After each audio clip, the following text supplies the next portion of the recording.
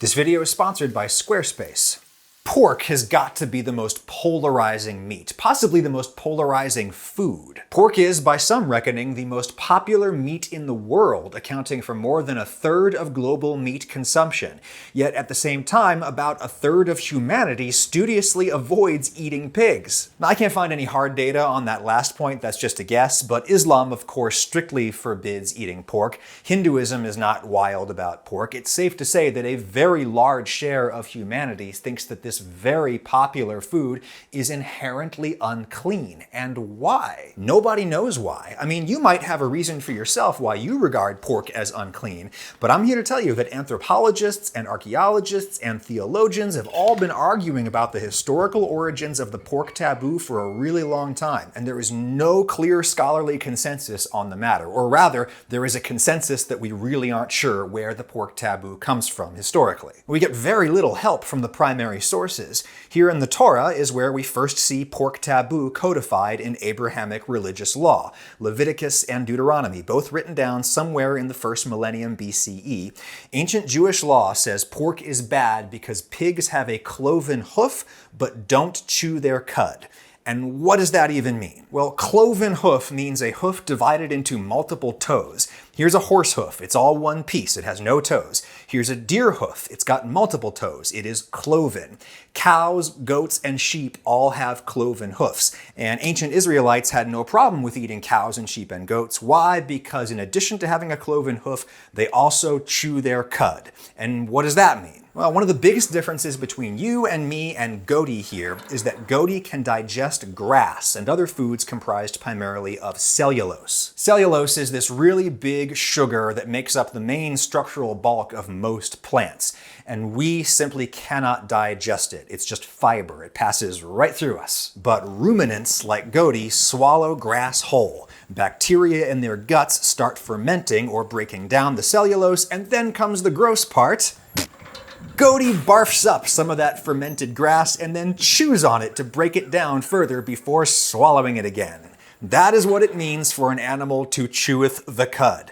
Pigs don't do that. Pig and human digestive systems are very similar. They basically eat what we eat. Leviticus and Deuteronomy say pork is bad because pigs have a cloven hoof but don't chew their cud. This book says absolutely nothing about why that is bad, and this book is even less help. The Quran here just says that unless you're starving to death, the flesh of swine is forbidden, along with carrion and blood, but some people find a context clue there. Carrion is rotten meat, usually from an animal that died on its own instead of you slaughtering it. And carrion is particularly likely to harbor dangerous pathogens and toxins.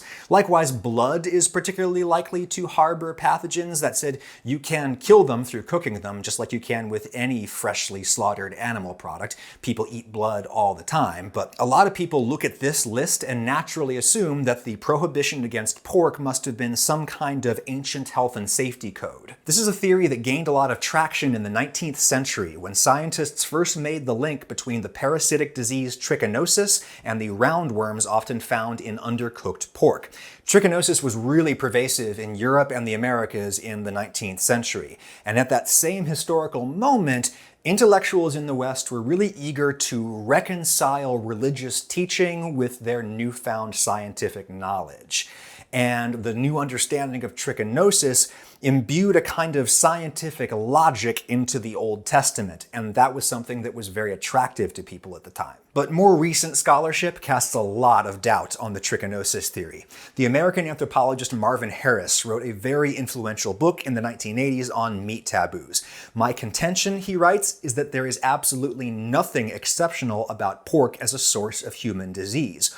All domestic animals are potentially hazardous to human health. That much, of course, is indisputably true, and may have been even more true in the ancient world, before we had vaccines for things like anthrax. Anthrax is a horrible bacterial infection that herd animals like cattle and sheep can pass to humans. There is no evidence at all that trichinosis was particularly pervasive in the ancient Middle East, and there's no evidence that ancient Middle Easterners even knew of its existence. In contrast, there is evidence that ancient people knew about anthrax. Anthrax may have have been the 5th plague of Egypt discussed in the book of Exodus here, and Homer may have been talking about anthrax in the Iliad. There's nothing like that for trichinosis, and Harris argues there's a reason for that. Meat parasites cause relatively mild illnesses in people. Most cases are asymptomatic, and the more serious problems can take years to unfold. It's not like a poison that kills you within hours of ingesting it. It would have been really hard for ancient people to make any link between meat and the parasitic diseases that it can sometimes cause. And of course, there's no particular evidence that trichinosis was bad in the Middle East. There's no particular evidence that trichinosis was any worse than any other parasitic disease caused by any other meat. It's simply the case that trichinosis was bad in 19th century Europe and America when this theory was hatched. This is a simple case, Harris argues, of modern people projecting their own experiences onto the lives of ancient people. One of the earliest written specific arguments as to why pork is bad comes from the Middle Ages, from Maimonides. Maimonides was a philosopher who bridged the Jewish and Islamic worlds. He was a Sephardic Jewish rabbi in service of an Islamic ruler, Salah ad-Din Yusuf, or Saladin as he's known here in the West. Maimonides was Saladin's court physician in Egypt, and here's what he wrote about the pork taboo about 800 years ago. The principal reason why the law forbids swine's flesh is to be found in the circumstances that its habits and its foods are very dirty and loathsome. If it were allowed to eat swine's flesh, the streets and houses would be dirtier than any cesspool, as may be seen in the country of the Franks. Maimonides there is literally talking shit about the Crusaders. Indeed, pigs are more conspicuously gross than most farm animals. They eat anything. They eat trash, they eat roadkill, they even eat human excrement. And they wallow around in mud, potentially even their own excrement. Is this appetizing to you? Probably not. But here's the big question. Humans are universally revolted by filth. They are not universally revolted by pigs. And why not? Well, one explanation may be that pigs do not universally love filth. Pigs only resort to filth when we humans leave them no other option. This right here is the theory that Martin Harris finds most persuasive. The ancient Middle East used to have a lot more trees, and when wild or domesticated pigs hang around in forests, they're not nearly as gross. They root around at the base of trees for seeds and nuts and truffles and things that you and I would be happy to eat.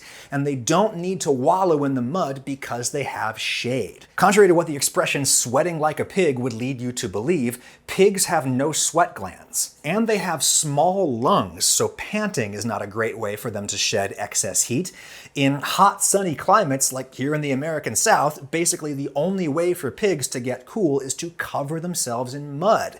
Given the option, they'll wallow in clean mud, but if they have to, they will wallow in their own excrement. The theory goes that over the course of the Iron Age, population growth in the Middle East resulted in deforestation and desertification. Pigs started to have to wallow to stay cool. Then came urbanization. Thousands and thousands of humans living on top of each other and filling their streets and their city dumps with food scraps and people poo, all of which attracted pigs who were more than happy to make use of those discarded calories. As people in the Middle East increasingly came to see pigs in this new, unflattering context, they started to view pork as inherently unclean. And what's worse, pigs in this context may have come to compete with humans for food. Because remember, pigs can't eat grass. They like the same kinds of foods we eat, like, grains. In, say, ancient Rome, the environment was simply less arid and more rich with food. Pigs and humans didn't compete. Instead, urban pigs cleaned the streets of waste and converted it into delicious protein. That same natural synergy helped make pork the favorite meat of rapidly urbanizing China to this day. Harris argues that in the comparatively arid Middle East, pigs became both gross and uneconomical. A double whammy. The religious prohibitions followed. Pretty persuasive argument, right? But there are counter-arguments. Goats also eat absolutely anything, including poop.